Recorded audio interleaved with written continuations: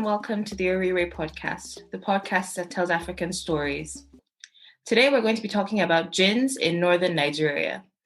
I'm flying solo for this episode because Halima is in Texas, and while we're recording this, there's a winter storm over there, and they don't really have access to power, but by the next episode, she'll be back with us. So let me just give you some background before I introduce our guest. Jinn, or a Jinn, is a supernatural creature whose existence has been debated on since pre-Islam Arabia. And there are stories of jinns everywhere from the Middle East to parts of Asia down to Africa, likely following the path that Islam took when it spread. And they're believed to have free will. Some people believe they live in societies like humans do. They practice religion, have emotions, eat and drink. And it's said that they can even have and raise families. There's a debate about whether they are malevolent creatures or benevolent. Some people believe them to be benevolent, some believe them to be malevolent, and some think that they're a bit of both.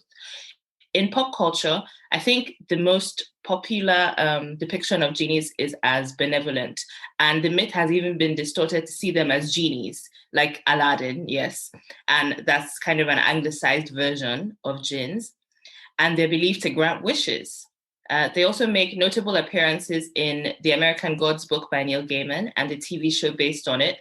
But to be honest, they're not really featured that much in pop culture when you think about it. So talk of jinns is prevalent in the northern region of Nigeria, which is mostly Muslim, and in parts of the southwest as well. They're believed to be powerful and invisible beings that possess people, and they cause them to suffer.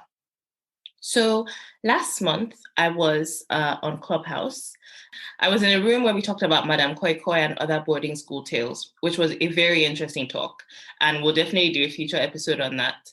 But anyway, I met Fatima. And Fatima told us about her boarding school experience with jinns, which I just thought was so interesting. So she's here today to share it with all of you listening. Hi, Fatima. Thank you for coming.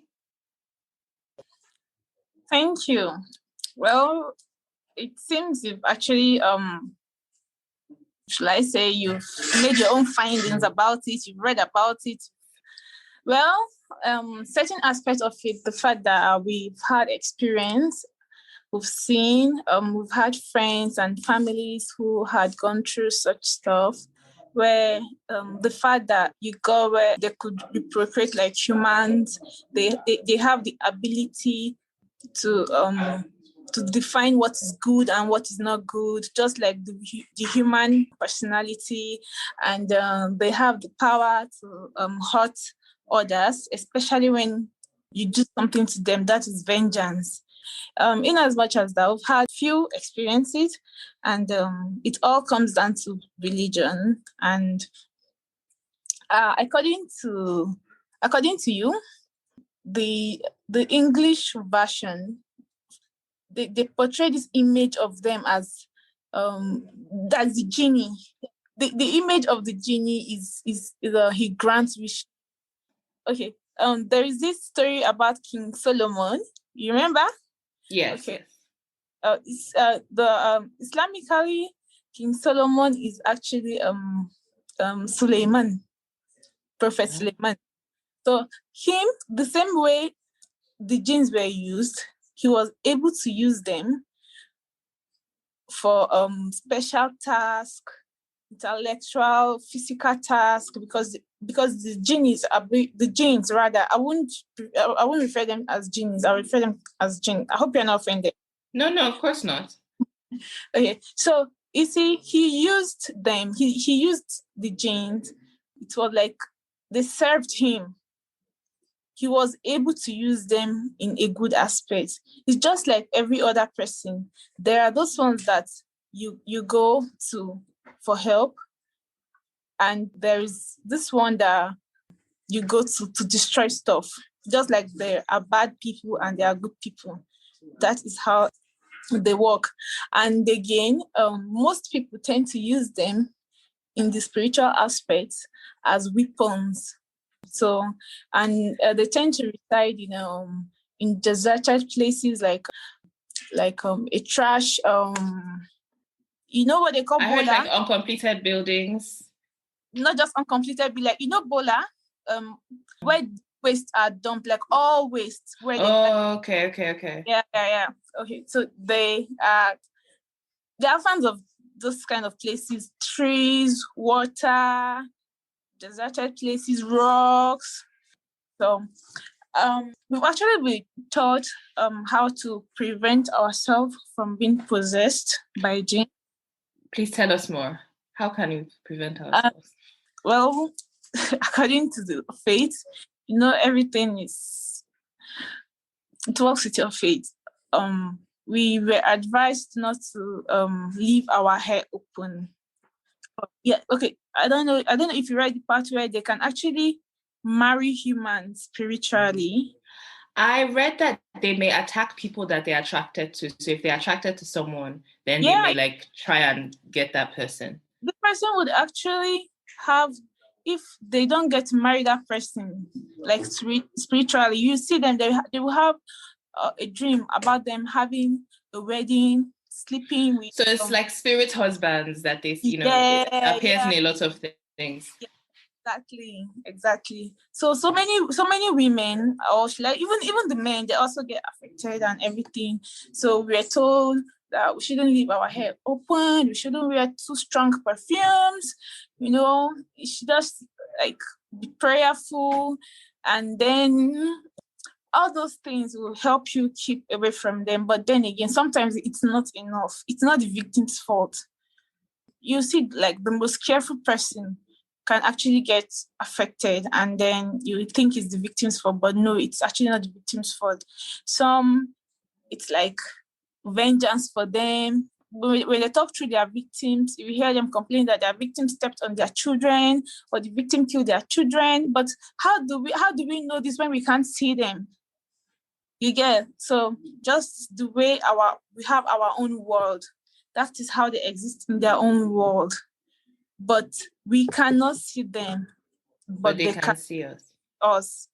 So, and the other belief is that the Jinn aspect, they tend to move objects a lot, especially like valuable objects. See, you just maybe you keep set of good jewelries, and then the bad ones decide to we take it.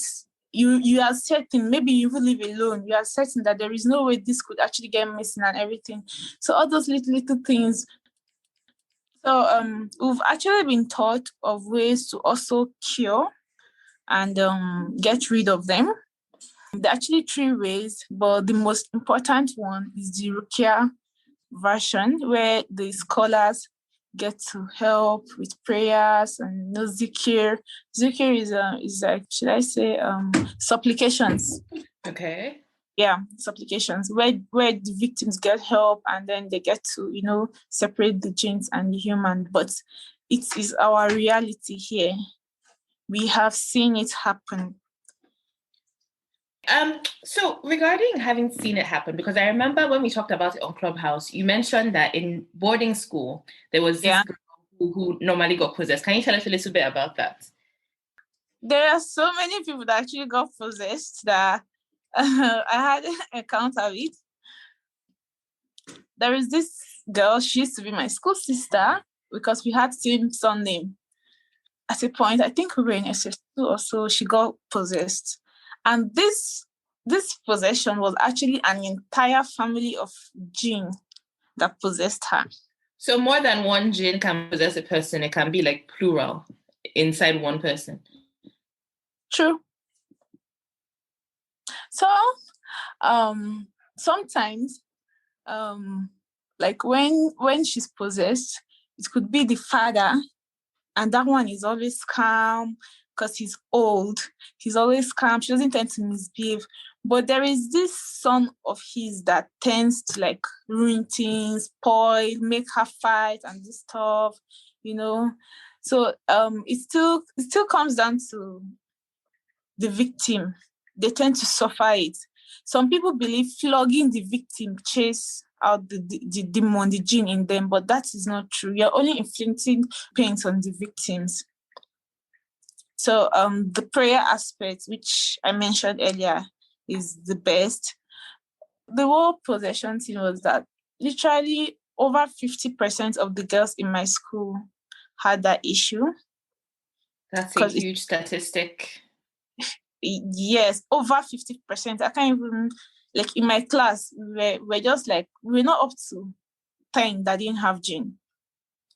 Why do you think it was such a common thing? Like, why do you think they possess so many people? Okay, the thing is that according to, now every school and every environment have a reason why they get disturbed by jinns. You get. Now, we were actually more populated in a Muslim community. If you check, you will see that the people usually affected are the Muslims. I don't know if that your research is right. Yes, that's what I found as well. Although I did find a story of online of someone who was a Christian from the Niger Delta who said he got affected as well, but it was only one out of many. Was it Jinn? Yes, he said it was Jinn and that he had to go to a mosque, and then they essentially cast it out. No, he was a Christian. He says he was a Christian and he lived abroad. I don't remember what country. And then he was being bothered by some weird things happening. Dishes would clatter in his house, and like doors would need to be creaking.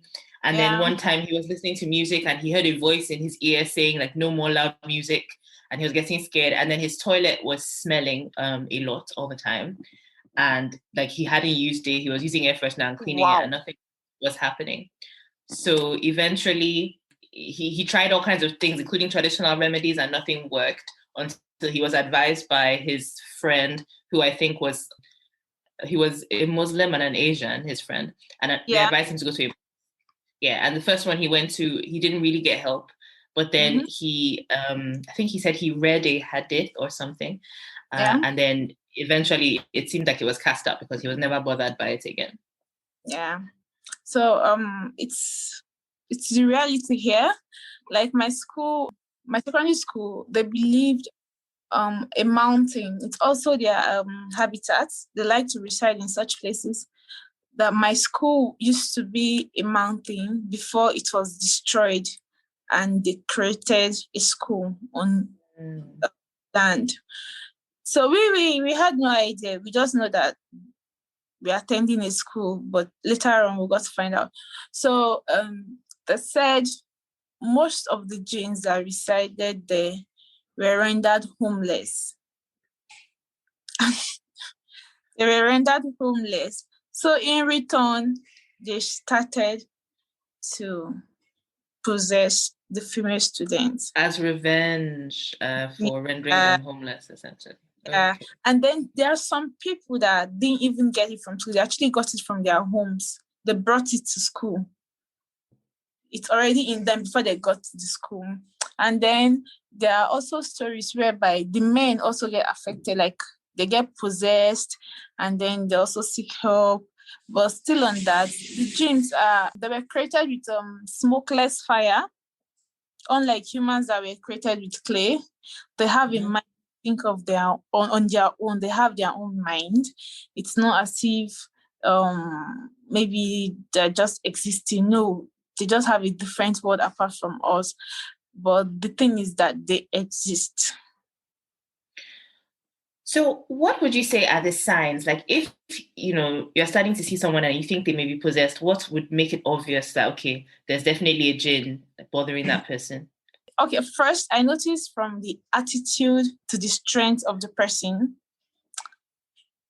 On a normal day, what you wouldn't be able to do, a possessed person would do it, like even the way she eats.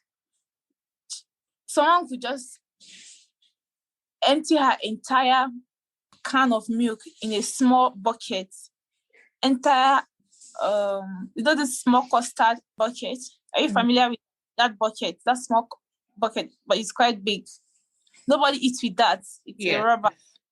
So they empty their warm milk inside and their cornflakes and consume it at once. Like no normal person would be able to eat like that.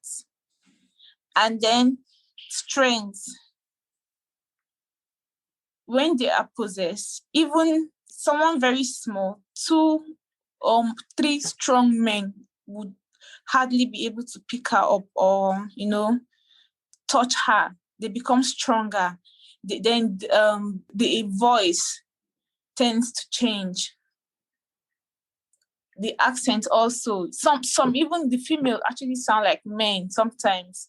And sometimes they just sound like themselves. But you will see when someone is possessed, you will see the characters, you will see the looks, and you see their behavior until they are preyed upon and everything is calm. They get back to their senses. But half of the time, almost everything they did, they had no idea of whatever happened to them.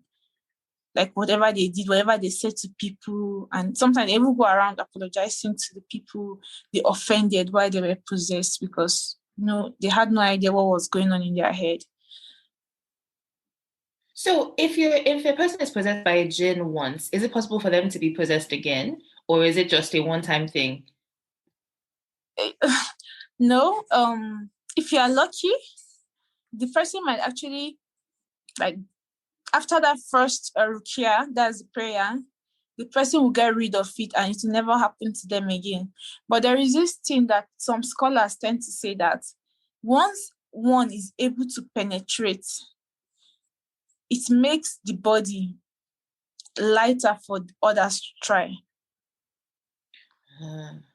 Yeah, so someone could actually be possessed more than once and they can actually come back. Even when you chase them, they can actually come back and still disturb the person.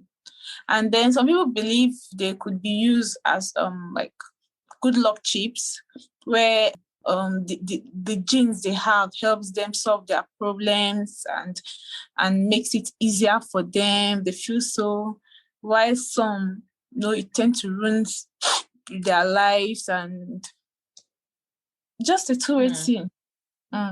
So they can be bad and they can be good, but in general, you should be wary of them because you never know which one you're getting. Yes, like we as humans, Islamically, we are not supposed to seek favors from them.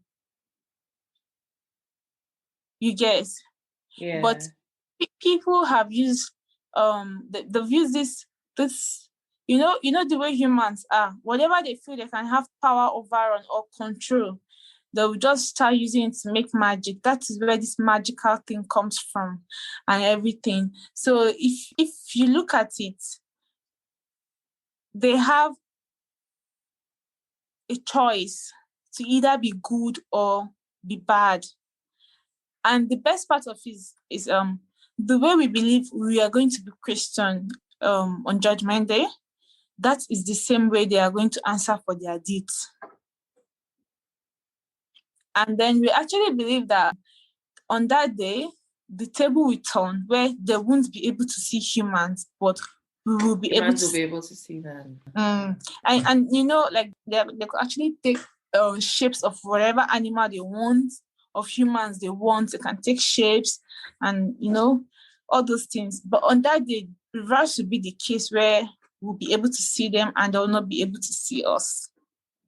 Speaking of taking different forms, I read when I was researching that they can take the form of a human, an object, an animal, and even a dead relative to gain people's trust. Has that been your like a experience? I haven't had a personal experience, but my friend, she did while we were in secondary school. Well, she lost her brother a night before before she saw his other friend. But the girl insisted she saw her brother that day, he was already dead and buried in the morning. But he still saw her that morning. She was swearing that he came, that she was just passing to greet her, that she should go to his house later. And, they were very good friends and everything. So when they told her that the guy died last night, are you sure it's my brother that you saw today? She was swearing that he came to her house, he knocked and everything. Everyone was saying it's the spirit and everything, but then again, if you look at it from the other aspect, well, we believe it could be Jinn. That is why some people have issues putting portraits in their house, pictures especially. They feel it could actually be possessed by those things. Like some Muslims, they don't believe in, all those things. And then the mistake that people do is seeking help from them, like magically, asking them for favors. Because you know how it is. When you ask any other deity that is not God, they will tend to ask for something bigger in return. The disadvantage, before you know, you are doing something totally wrong, like you are committing a sin. So be careful, pretty much. Mm. And another thing I saw is that sometimes while they like go after people as revenge or just because they're generally angry, sometimes they like to play pranks. They just like to mess with people. Is that something? Yeah, I've actually heard of that part, but those it's more of the kids, Like the younger ones. Yeah, the younger ones, they like to carry out those things, and then maybe sometimes you'll be looking for something, and the next thing you see that you kept this here, but you won't meet it there, and then like after some days later, you come back to that place, you check, and you see it there, so you could just assume it's Jinn. They're actually capable of many things. The way God blessed us in certain ways, that is also the way they have the power in certain ways. Okay. So thank you very much. This has been a very interesting and enlightening conversation, to be honest. Do you have anything that you want to add or to tell the listeners? Oh yeah, so in as much as we don't believe, some of us don't believe all these things exist.